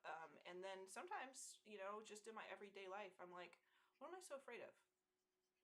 You know, I I love that. I've told somebody I love them before. I've told Mm-hmm. somebody that I want to help them even though they're struggling to accept help and all that kind of stuff. And I maybe did that fictionally, but then, when I need to call upon that strength in real life and I've played this game with people that I love and trust, suddenly sometimes things are a lot easier to do because I have that experience. I don't know if that's weird or not, but It's I think that's so because I mean, there's the whole thing about like, how brains experience like fiction and stuff like that. And yeah. we interpret at least a portion of it as reality. But Mhm. like, I think what's so great, it's kind of like taking on like a new craft for like the first time. Mhm. And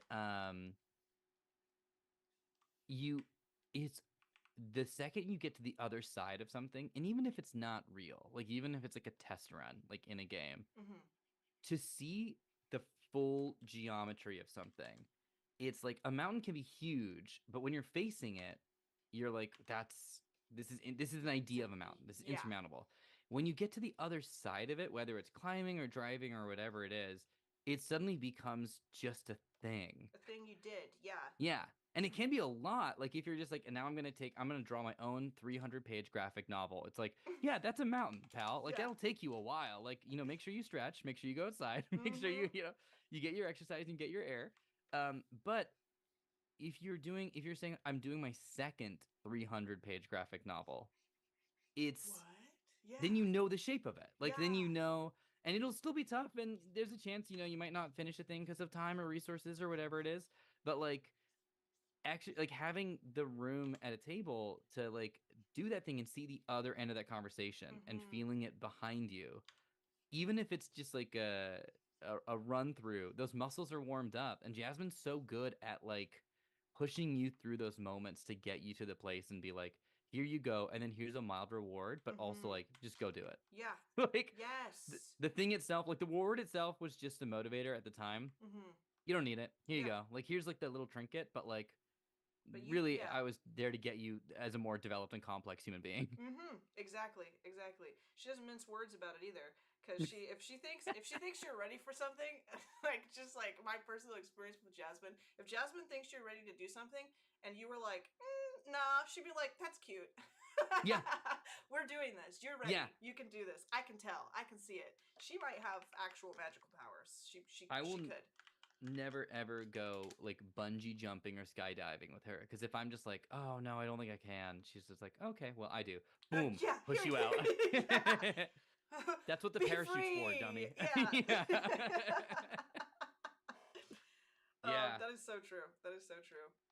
All right, I'm gonna count these stitches on air. We're gonna find out. We're aiming for 42 in this little patch right here. Ooh, okay, Okay. okay, okay. This looks so see-through on camera. It's wild. No, I but should it's just perfect. because I love those colors and I love the juxtaposition between what is transparent and what is not. I love all the different like tones in the yarn, and I've been Yay. like Okay, containing my great. enthusiasm for your project this whole Oh, time. thank you. Okay, let's see. We started today in this little patch with 21, so we're gonna count to. We need to double this because this is gonna be the neck patch. Okay. This goes in the back, so then when you're wearing it, the color pattern is symmetrical. Okay. Unless I screw up, in which case it'll get interesting. All right, so 1, 2, 3, 4, 5, 6, 7, 8, 9, 10, 11, 12, 13, 14, 15, 16, 17, 18, 19, 20, 21, 22, 23, 24, 25, 26, 27, 28, 29, 30, 31, 32, 33. All right, we're making our way. Yeah. We're making our way. Downtown. Sorry, I'm so sorry. No, that's the song. That's the song. And that was the original too, folks. Yeah. The one you heard is a cover. Yeah, it of is that. of what I just did.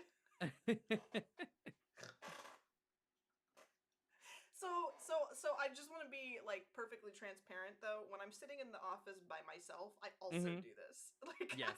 It's also me doing this by myself, and then my fiance being like, "You okay?"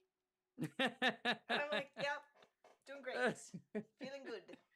Mm-hmm. I sing to my pets on a daily basis, and the songs I come up with, I think that like it would be something where people would have to come check on me. They're all like, original, right? Like when you sing all originals. to an animal, it just flows through you like the force. It really does.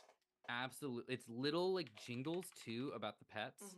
It's like as if they're like I'll often end like a song about like my cat Oliver with like like I'm trying to think of like Oliver and Company. Yes. Sundays at 7 p.m. or whatever the song is. Like it'll be followed like by a little tagline. Yeah, like it's always just like the advertisement that you'd see on old commercials. Perfect. Well, you know what? We are from the age and era of like the ultimate infomercials. I don't even know what kind of infomercials are on these days because I haven't like watched cable TV in forever, but I feel like that's my text sound is Obi-Wan Kenobi saying hello there.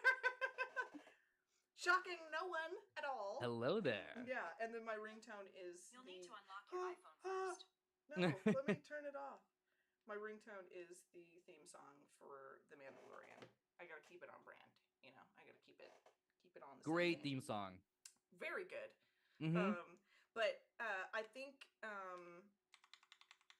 forgot what I was saying.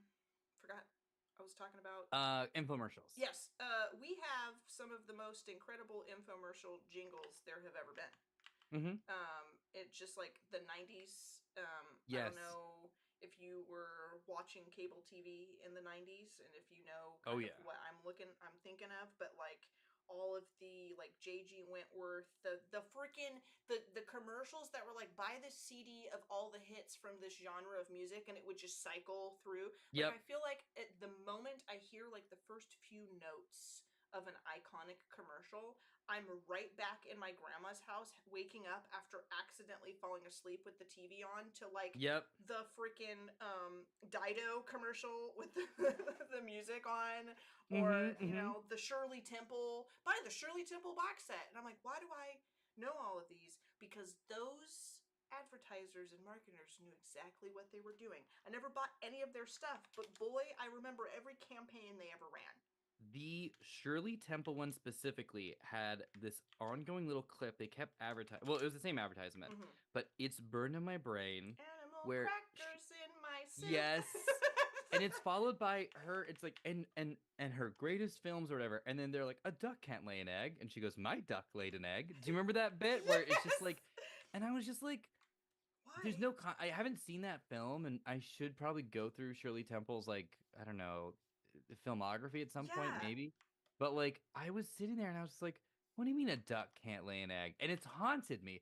But it was, before you could think about it too much, it would then go back to the show you're watching, which, if I remember correctly, with that commercial, it was the show Cheaters, where this guy would go and just encounter people who were cheating. And he would like bring the camera in and just all up in your business. And it was 90s TV, like reality TV. I don't think they had laws for it yet. No. Of what you could and couldn't do. This guy was destroying lives. This is content warning, some violence. Yeah. So just get ready for this. But on one episode, or cover your ears, and then what I'll do is I'll Baby wave my ears. arm like this when we're done. Yes. Wave my arm when we're done. So I'm about to tell you this thing that happened on an episode, and I'll make it very quick. He got stabbed. That Do you doesn't remember that? surprise me. Yes. He got into this boat to like encounter this guy, and then the guy stabbed him with a knife, and then they were like, we can't do the show anymore. Like, this is the thing. So anyway, we're done. We're back. Gosh, it was a weird show. There was a lot of stuff that was on that was like, Punked was on. Punked. That was a crazy one. Mm-hmm. Jackass was on. It was just like, how crazy can you be on television? What was the Big La Bam or Viva La Bam? Viva La Bam. Yes, yes. Like all these. I think Steve-O had one as well. Maybe it's called Wild Boys. Yeah, some crazy. And it was just like, all of these people doing these wild things. And I think that like it was the dawn of like this era of art and entertainment that was like very physically performative. Yeah. Of like, look what I can do. Look how I can push myself physically to my limit. Mm-hmm. And you don't have to do it. You would never, Mm-hmm. but watch me do it and be amazed. Yeah. And it was like that with like the drama of things, and it's just like really kind of a fascinating time. And with that era came one of my favorite forays into product design. One of the things that has inspired a lot of creative work for me in weird ways, but still, has inspired me is the candy design of the 90s was wacky and crazy, and it kind of coincided with this like Nickelodeon slime era of like, yes. all the wacky stuff was like for adult television, but also was like for children's television with the commercials, those commercials that would be like, look at this new snack that we have for your kids. And there was always this like weird scenario of these kids like eating these nuggets or this like Pop-Tart thing, and there was always like slime involved and like some kind of creature that was like the mascot doing crazy stuff. Weird era, but like it translated into products at the time where like I feel like every piece of candy you could buy at the checkout in a convenience store like doubled as a toy, or the wrapper was a tattoo, or like all this crazy stuff. And as somebody who grew up in that era, now I just draw weird fruit like this and make monsters. This explains so much. This explains it. Well, we were talking just before we went live about our collective adoration of retrowave. Yes. Yes. And to like last night, to like we were kind of bringing it up because of how the stream looks and a lot of your design choices, kind of vibe. And it's and like last night I fell asleep to one of my favorite soundtracks to listen to, because the edition I listened to, and I listened to on Spotify, I should probably purchase a copy of it, at some point. But the Blade Runner soundtrack just has little bits of dialogue in it, and it is just that synth wave like drenched Vangelis sort of thing where it's like, that's a nice owl. Is it real? Of course it isn't. And you're like, and if you've seen Blade Runner, you know what that's referencing. But even in the movie, it's like, what a wild thing to say. Yeah. Like, yeah. It's just, and I love it. Like, I love the freedom to just be like, that owl's not real. It looks expensive. And you're like, what? Whoa. Imagine getting to a point where that was like the world. Yeah. I think that was like one of the most mind-boggling things for me about it. And like when you I think when you know nothing about the film, it's still like the soundtrack stands on its own 2 feet. Yeah. But like being fascinated with the film too, and then like saving the soundtrack for moments of sleep or rest, or like moments of creativity, I feel like it kind of lights up the brain with possibility, right? Mm-hmm. That context, and then listening only and conjuring the memory of it with, in your mind's eye, I think almost gives a new kind of depth to it in a weird way. that makes you think about things you might not have thought when your brain was fully distracted by the visuals of it. I could not agree more. I think that's so true because there's this sense of it. Like I was really terrified of like the 80s like retro dystopia Mm-hmm. Mm-hmm. um in or I guess like dystopia futurism at the time, I guess, now that I think about it.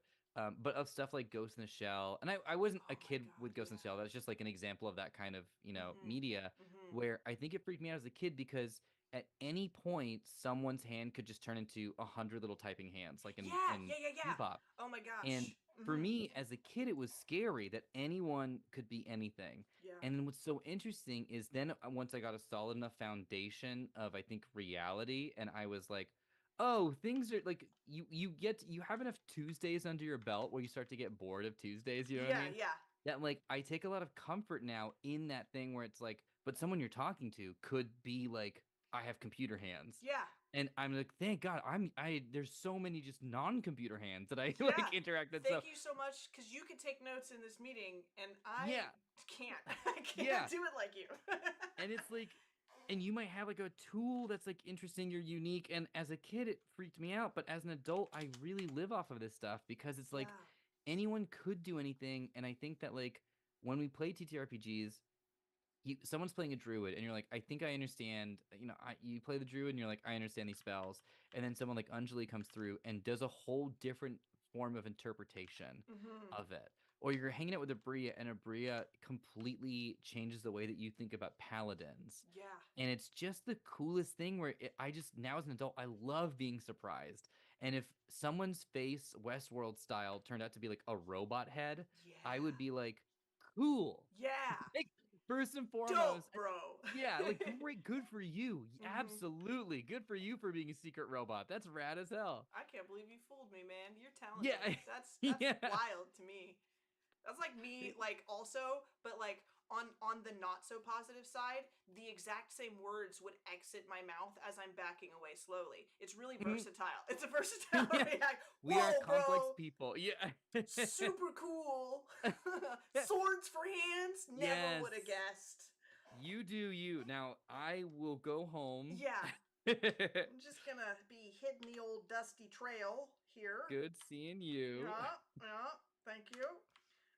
No, I think that you bring up not only a really great point, but also an era of entertainment that I definitely feel has inspired my art very um, very obviously. Hmm. Like where a lot of those moments, in entertainment have definitely like shaped the person I am and the stuff that I am interested in. I think that Ghost in the Shell was a big thing for me when I was a kid. I was super into it. And along those lines, I think Akira was like, Yes. Akira, man, Akira was like the source of like nightmare and adventure for me when I was a kid because I was terrified of like a world that would look like that. Like how I would feel like I was constantly under the press of a great palm Yeah. if I lived Yeah. in a city like that. Like this metropolis of like insanity and chaos where everyone's just pretending everything's all right. Like but it was food for thought, when I was younger, and the just the brilliance of the art was incredible. But I will say that my favorite anime film of all time, hands down, it hasn't changed in like Here we 20 go. years. Okay. It's never changed. Is Vampire Hunter D Bloodlust. Amazing answer. Dude. Oh, I love that film. Not that, like, for anybody who's watching, it's not the other one. It's that's what I just, because there's Yes. more than one Vampire Hunter D film. I'm talking about the one with Carmilla and everything, and like the Barber Roy and all that stuff. Yeah. Yeah. That film, I think, changed me. I think it made me different. Yeah. And I think I fell in love with him. I think I did. I Right. think I did, bro. And I was like, I remember being a kid and being like, what is this? And I was like, but Because oftentimes my internet times out. Oh, okay. But if I didn't pause, then everyone watching just watched me stop and just shut off. And if that's the case, best case scenario, my internet froze. Worst case scenario, my internet's not the one that froze, and you all just watch what I do when I'm on Discord calls or like Mm-hmm. whenever ABCD freezes, and I just kind of wait to pick up the energy Yeah, again. And yeah. so I apologize for like secret roboting a little bit. If We were that just talking happened, about it. though, it can't be more embarrassing than me saying I fell in love with him and then disappearing. Goom. just disappearing. And that's all I have to say. Yeah, that's it. Mic drop. I think we are back. I think we're fine. I think it just did a little hiccup, probably because there's too much magical energy. We're just having too much fun. Yeah. And the As internet's like, always. okay, look, I'll Listen. give you guys a little bit, but come on now. Yeah, listen, kid. You gotta calm down. But no, I think that era of anime was like really impactful, and for me, I fell in love with the storytelling of Vampire Hunter D, Bloodlust. I fell in love with the art style. I fell in love with the atmosphere. Yeah. And it took me like 15 years to actually paint a portrait of D that I was like satisfied with. Wow, really? Yeah, because it was like such an important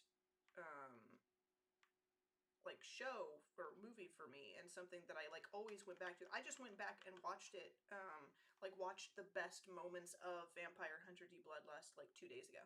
I just pulled it up while I was painting. I was like, yeah, I'm in the mood for this. This is great. And I think I still have the drawing that I did of D. Really? Yeah, let me see if I can pull it up. I can't remember. It might be on my Behance. I don't think I have it on like my main portfolio because I never painted it. Like I mean I painted it, but I never like brought it into color. It felt perfect the way that it was, and I was like, that's him, and I don't want to change it. Yeah. Here. I'm gonna show you. This is Vampire Hunter D fans. Let me know if I hit the mark, but I think that I did. Because I was like, I need to do the hat, and it was just a sketch, and I had like intended it to be like, you know, like this big, huge thing, and then I was like, actually, I think if I touch it anymore, I'll ruin it. I love that. So I did that, and then I was like, okay, that works for me. What a gift to know, like, when you're done. That's so funny you say that, because I almost never feel that I'm done unless I feel that working on it anymore would destroy it. Right. Like, right. Do you ever feel like when you're working on a project, do you ever feel like, oh my gosh, I'm done now? Like, do you get that? Or do you feel like I can't work on it anymore or I'll go nuts? Like, is there an in-between? It's 100% the latter. Yeah. Anytime it's a writing project, or like deadlines are my best friend. Yep. Because it is I've been saying this a lot. I've been quoting my friend Jason was the one who told me this. Jason Inman, a very talented writer, also just a great host of a lot of online content. If anyone used to watch the Jawan stuff back in the day when we would get to do stuff together, but also a very good friend of mine, said something that I really have absorbed, which is finished is the new perfect. Yes. And it hits on every level of the saying. Like, it truly is. I'm just like, I don't want things to be perfect anymore. It really is just like, I just need it. Like, I need to put the plate of food down on the table in front of the person who's about to enjoy it. That to me is the thing. Like, that to me is just like, it's good. Yes. That's heavy, man. It's a lot. Yeah, it's a lot to absorb. That might also have changed me a little bit because I think that like we're always on the hunt for answers to these problems, right? And sometimes the answers are not like this horrific thing that is like so hard to attain. Yeah. You know? Yeah. Because I sometimes think like, oh, you know, like it's not done unless like I feel that I've changed the world almost. Like it's not done unless I feel that I've done something that's so incredible that like I feel like I've changed for having finished it. That's not how it works all the time. Sometimes Yeah. you finish something and it's just done, Mm-hmm. you know? And it's not, this thing where it's like so breathtaking and so incredible. Would that we could every Yeah. time, but sometimes the project is just finished, and it's all right if you don't feel like you've broken into like a new chapter of your life now that Mm-hmm. it's over with. But I think that like we've kind of maybe fooled ourselves on a lot of levels into thinking that like that is that mind-blowing, mind-bending newness after a project is over is like what's required. And then if we Yeah. don't feel like we've broken ground and entered into a new era, then maybe we don't give ourselves enough grace and like, hey, good job, like we need to Yeah. pat ourselves on the back for having done something. But sometimes I feel like that, like I finish something and I'm like, gosh, that wasn't perfect, and Yeah. I'm forgetting entirely that it took me 15 years to get to the point where I could paint what I painted that day at all. Right. you know Right. Serena said something the other day that really, friend of the podcast, Serena mm-hmm. Marie, said something that like I really liked, which was that like we start things, especially crafts, because Serena and I have a very similar toxic trait of we love learning a new thing Mm-hmm. and And then never just being fin- like, okay, great. And then yeah, a week cool. later being like, oh, I'm not gonna touch those supplies. I like bought like I have a whole calligraphy set that I just need to Mm-hmm. do. And then she said something that I was like, this is really great to internalize, which is like we start something to maintain it as long as we want to. Yeah. And Yeah.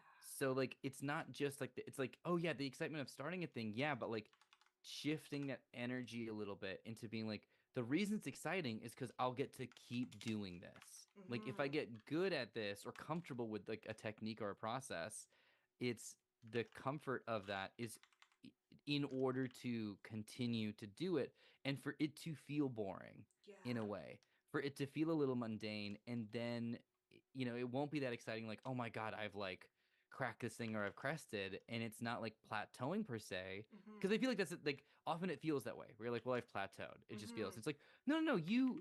If you're studying how to paint bowls of fruit, and then you can just paint bowls of fruit, that's why you did it. That's what, yeah, Like, so that you can do it without feeling like you're suffering while you're trying to figure it out. exactly. Yeah, yeah, yeah, yeah. And that part, it's weird that part feels like a bit of a failure where you're just like, I don't know. And it's like, what do you mean you don't know? You do know. Like you've done it. Yeah. Like and like and then there might be an element of it where like I can't get lighting down, and then it'll just be nothing is in any craft is linear, where Mm-hmm. you'll just do 10 different ones, and then for some reason on the 11th, Yeah. that morning you woke up and you just understood how it works. Like your Yep. mind and your body just aligned. Aligned. Yeah, yeah. And then from then on, you can for me as someone who can't do visual art, I can say it's for me it's the case with frothing milk for coffee Mm-hmm. drinks. I Mm-hmm. just didn't understand it, and I was like, I can't do it. I can't do it. And then one day I just went and I just was making myself make like a cortado or a latte every single day. Mm-hmm. And then one day I just did it.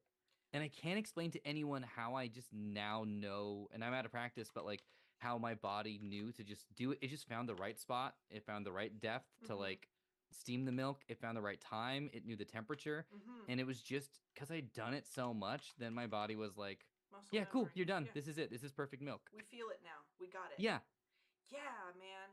I think, I now that you say that, sometimes I forget, about the things that I do well. And like it's like I Hmm. do them well now, and I'm on to bigger and better things, like as far as the steps in the journey, of what I'm creating now. But like if like before I would struggle to do, draw face, and now Hmm. my signature is portraits, but I'm Hmm. still Hmm. not satisfied sometimes with where I'm at. And I think that like as we go through our creative journey, we're always clawing for something better because we're not consciously aware of how often we're raising the bar on ourselves constantly.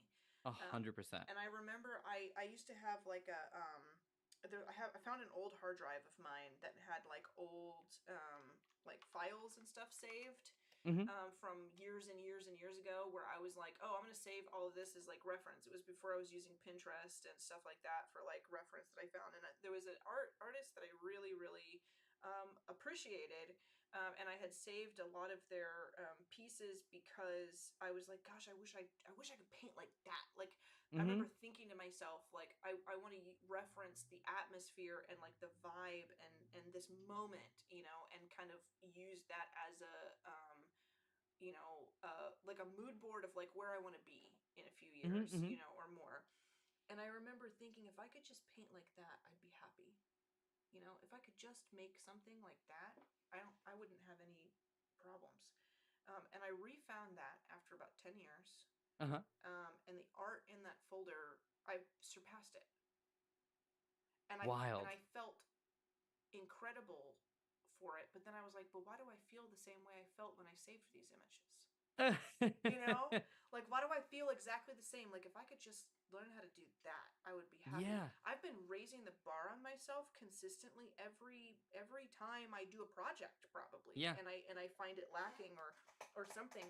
And then when I realized that, when I found it and realized that everything had changed, I was like, actually, I've been hitting like better and better projects. I've been doing better and better and better over the years, and sometimes I feel like I have a setback because I'm in the process of learning.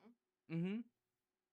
But creatively, I've surpassed my first goals. Yeah. And so why don't we feel like after doing things for years we are on to bigger and better things? And it's because we Yeah. don't allow ourselves that, because we change our minds about what is bigger and better, I think. That is you couldn't hit the nail on the head, harder if you tried. Like it is. I remember, and not to like necessarily like speak on her behalf, and if I get in trouble for this, then I'll apologize. But like Reika said something to me, and if I've said this before, I apologize for the redundancy. But like Reika was saying that we were catching up, and I was like, how are you doing? And then she was like, it's so funny you ask. I was the other day saying like I feel like I haven't done anything. Like why do I feel like I just haven't done anything? Mm-hmm. And then Reika's partner said to her, "It's because you keep moving the goalpost." Like Yeah. of course you feel like you haven't done anything. Every time you get like a couple yards down, you're pushing that horizon. Mm-hmm. So like yeah, but do yourself a favor and just look back. Like keep pushing that goalpost if that's the case. Mm-hmm. And that's a lot of time, human nature. But like look back and then just see how far you have come. Like, don't look Yeah. and see how far you have to go. Look back and see how far and how much you've done. And I love that you went back and you looked at that and you're just like, yeah, I blazed past that. Yeah. Like, Yeah. I think that's really profound, and I think that like I resonate with perhaps what Reka might have been feeling in that moment, because when hmm you do work on stuff all the time, and this is something that you can be feeling like if you're working in the industry professionally and you have been for years, or if you're just jumping into like this kind of work and you're trying to find your place and your purpose in the hmm space. When you're working on something, you're working towards something over and over again. You're trying to figure it out. It's really easy to get so used to that grind that a natural break, a Yeah, healthy moment of not working, feels like life is passing you by. absolutely. I feel like that all the time. I feel like when I take a break after a big job, I feel guilty, like I'm supposed to be working.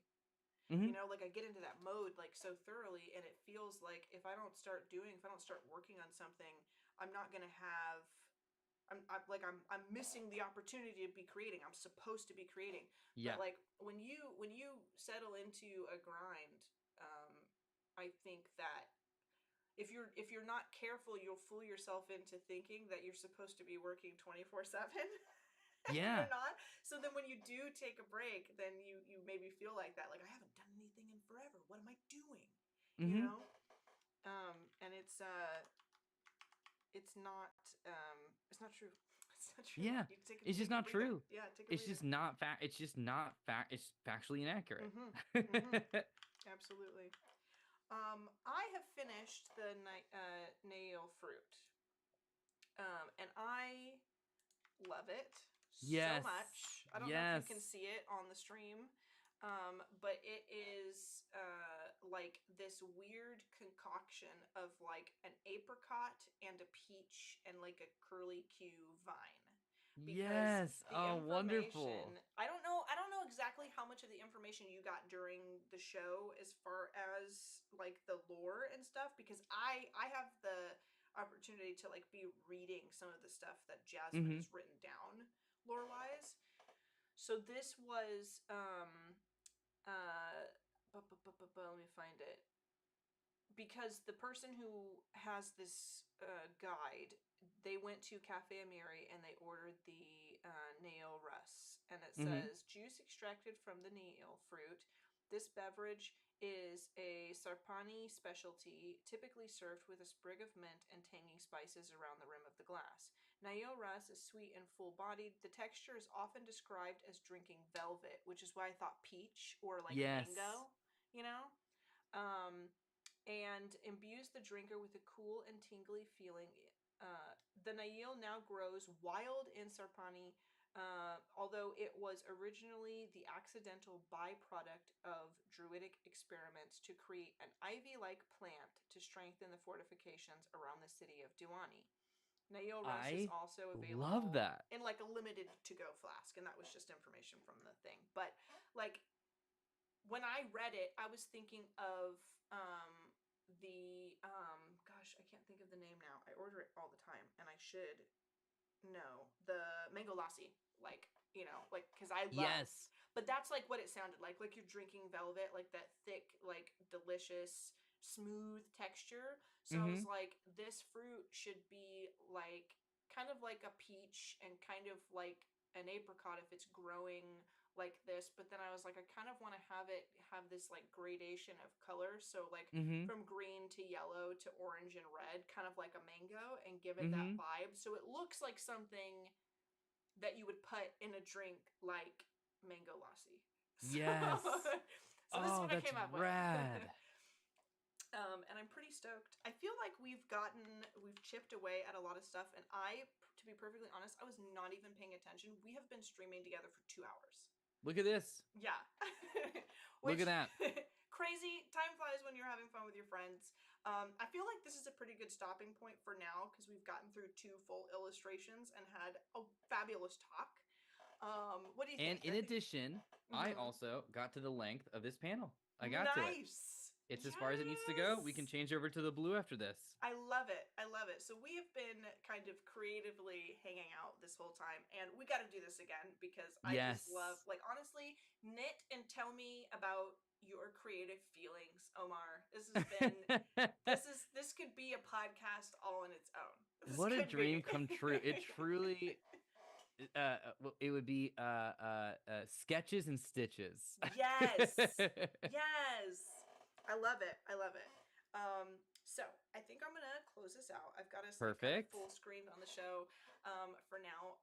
I would love to say to everybody who is watching, thank you so much for coming to hang out yet again, watching some illustration come together. I hope you enjoyed all of the discussions that Omar and I have had, from running for your life from zombies or being on the treadmill while watching Lost, from wanting to be Avatar Korra and trying to limit your physical expectations of yourself, to the creative process of like working through your own hang-ups on your own work and kind of learning to give yourself a little bit of grace creatively.